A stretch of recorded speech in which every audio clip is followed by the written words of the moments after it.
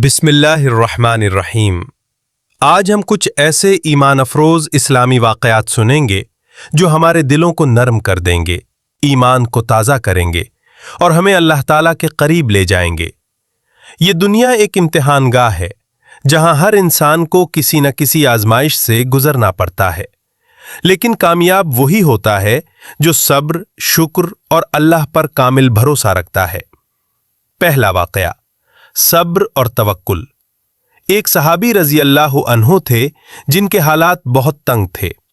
कई दिन ऐसे गुजरते कि उनके घर में खाने को कुछ ना होता, लेकिन उनके चेहरे पर कभी परेशानी जाहिर ना होती। एक दिन उनकी अहलिया ने कहा, घर में कुछ नहीं, बच्चों को क्या खिलाए? उन्होंने मुस्कुराकर जवाब दिया, अल्लाह पर भरोसा रखो, वो ही रिस्क देने वाला है। वो मस्जिद की तरफ निकल गए, दिल में अल्लाह से दुआ करते हुए।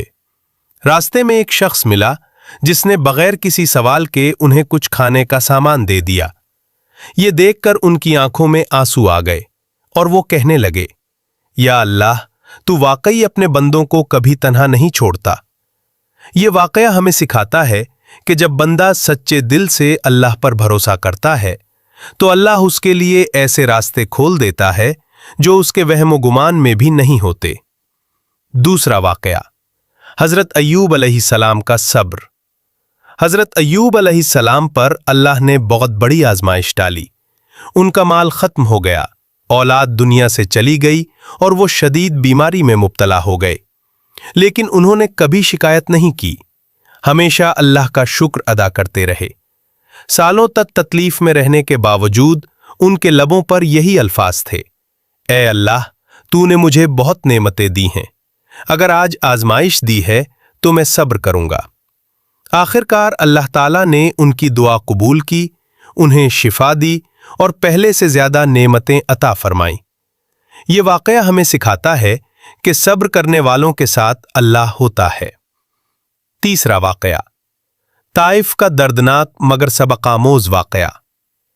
नबी करीम सल्लल्लाहु अलैहि वसल्लम जब ताइफ गए तो लोगों ने आप सल्लल्लाहु अलैहि वसल्लम का मजाक उड़ाया। आप सल्लल्लाहु अलैहि वसल्लम को पत्थर मारे, यहां तक कि आप सल्लल्लाहु अलैहि वसल्लम जख्मी हो गए।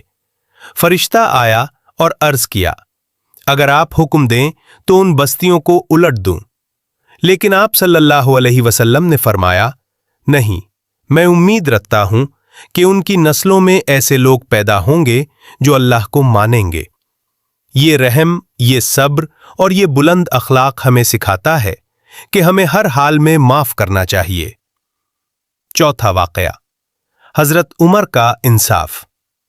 एक मर्तबा एक आम शख्स ने खलीफा हजरत उमर रजी अल्लाह अन्हु से शिकायत की।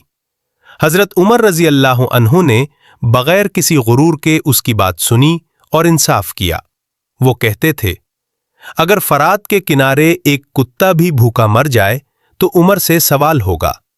ये हमें सिखाता है कि जिम्मेदारी और इंसाफ इस्लाम का बुनियादी हिस्सा है।